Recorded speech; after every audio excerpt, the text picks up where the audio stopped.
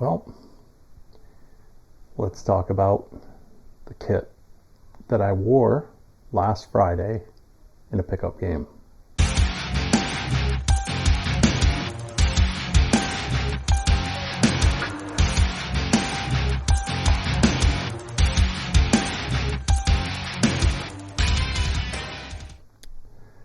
If you'll remember, a few weeks back, maybe a month or so ago, I did a live unboxing of these 1992 Vaughn VPG 950 Sharks colorway pads and gloves. I said in my last video, that would be the Mustangs, the Keanu Reeves tribute. I talked a lot in that how I felt I played really poorly, partially because of wearing that era of gear and trying to play stand up and wearing the Langs and not having played a whole lot and just shot my confidence. I didn't feel like I had my feet under me, all that. I've kind of decided for right now I'm going to stick with going in the 90s type gear. For this particular one, I decided it was time to take this ridiculously awesome kit out and pair it up with that jersey.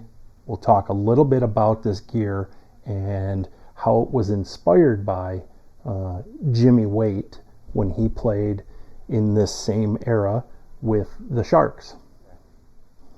So you'll remember when I unboxed these, and then I did a couple of DIY videos, part 1 and a part 2, on touching up the inner toe area of the pads. You can see post game I have some wear on here, but it's not really wear. It's more like, because of how soft and worn this material was, it's caused the paint to kind of like crack. So I'm going to look at maybe trying to do something different and figure that out a bit. Toe bindings look great. Pads overall look fantastic still.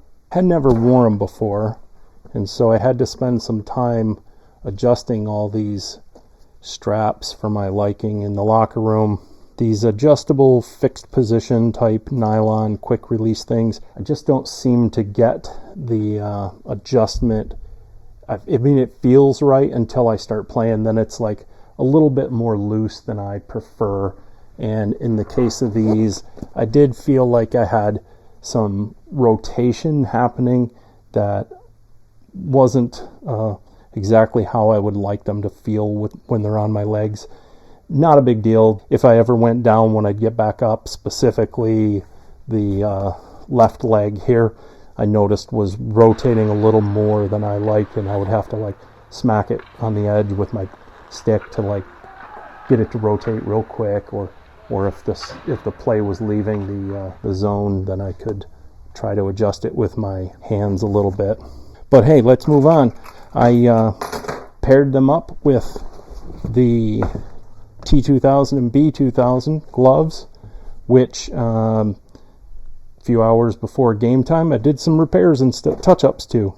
So specifically on the blocker, I did add a patch inside of that hole and glued that together. The patch actually covers this frayed corner here too on the inside. The thumb had some fraying on the binding, and I didn't have any, obviously, material that color, but I did have a jersey very similar in my scrap pile, so I cut off a snippet and kind of made a little patch over top of that binding, because it had a pretty good size area here. It basically, from like here to here, was frayed and ripped loose, so I did sew that on there to protect that from falling apart anymore. And then move on to the trapper. Let me tell you something. I love this glove. This one here, I did some touch-ups inside the palm area, a little bit like on this corner, and then the T was completely like just rough looking, grayish white leather. So I did a bunch of color touch-up on that, and you can see some of that has also crackled off because, again, it's just real loose and floppy material there. I did seal it with my weather seal waterproofing stuff.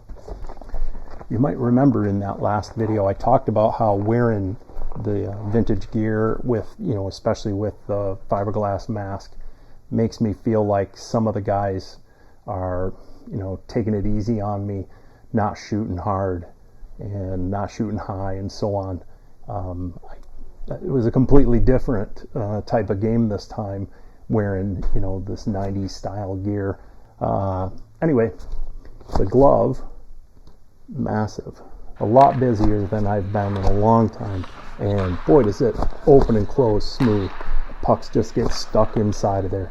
I think I had a couple that were kind of pop out, but boy, oh boy, was that fun to wear. And I'm thankful that if my theory holds up, the guys were shooting at me because they felt like I was wearing more modern gear. And specifically, I wasn't wearing the face hugger fiberglass, On my knees and over my socks, the Cooper GPX Armor Foam knee pads.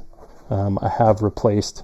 What I did was I cut these short and put new Velcro on so that they would fit better. And yeah, on the feet, I did go with the Bauer Supreme 7000s this time. And before I left the house, I did make sure there was no rust on the blades. I'm getting way more comfortable with these skates and pretty happy to have them. Chest protector is the Reactor 5.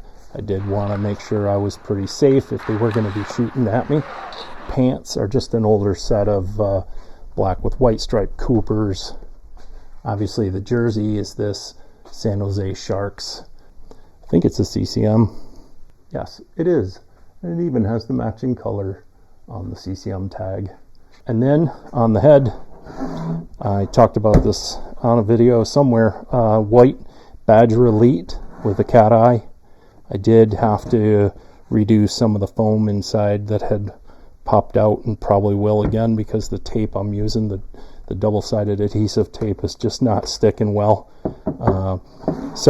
And then the reason I went with the all white was because a conversation I had with my buddy Glenn Green, well, maybe a week before this, where we were talking about gear and whatnot, and I mentioned I was going to be wearing the set, and I'd probably just go with a white mask because I don't have a teal mask in any way. And that's when he mentioned, like, that's a very, very similar looking kit to what Jimmy Waite used for a bit when he was with the Sharks. And so because of that, I did not have a Sherwood stick to use like he used, but I have this really killer new old stock Cooper Super Light SL. It's very similar to the color on the pads. It's looking a little more blue on video, but that's okay because that kind of matches this ends up looking a little more blue when it's on camera than it is.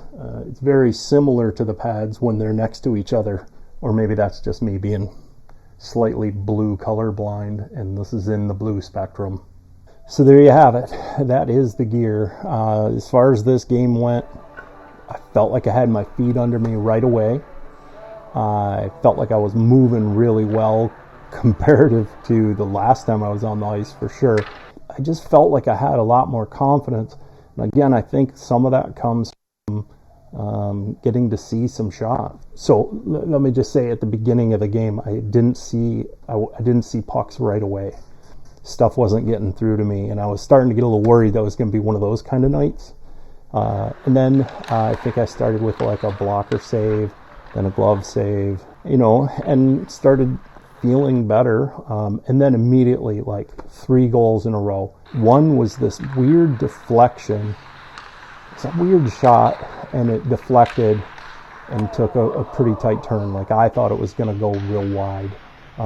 But then I noticed right off the bat, like, I was way out of position. I was too far to my right. Like, I understood it right away. Let that out of my head. And then I believe both of the following 2 goals were after the first save. I know one guy took the shot like at the last second on that side of me. The rebound must have gone right back to him as he was going behind, and I lost sight of it getting back up. They had a guy wide open, and somehow the puck went right to him. By the time I noticed that's where the puck had gone, like the shot was past me. And I mean, I know I'm not fast on my feet. So the other one man, I saw it playing out in my head. I make the save from the left post, and that rebound went straight out in front of me, and he flipped his stick to the other hand, kind of reached for the puck and backhanded it, and that was a little slow getting my glove down, or my leg, whatever, and it got by me. And once again, my granddaughter, well, actually 3 generations, my wife, my daughter, and my granddaughter were at the rink watching me play, and I getting a kick out of this with my 9-month-old granddaughter, enjoying watching it, and I get to see her like watching hockey. She's watching everything going on, and she's waving at me, and then I get to see her afterwards, and she's happy to see me, and it's fun, and we take a picture and all that. Hopefully you've enjoyed this video, and you're happy to have finally seen the Vaughn teal kit on the ice. I was happy to wear it, happy to finally get it out there. Anyway, if you don't already follow me on Instagram, please do. It's right here. If you got anything to say about any of this stuff, the gear, the gameplay, any of it, feel free to drop a comment down below. Please do. And as always, thanks for watching.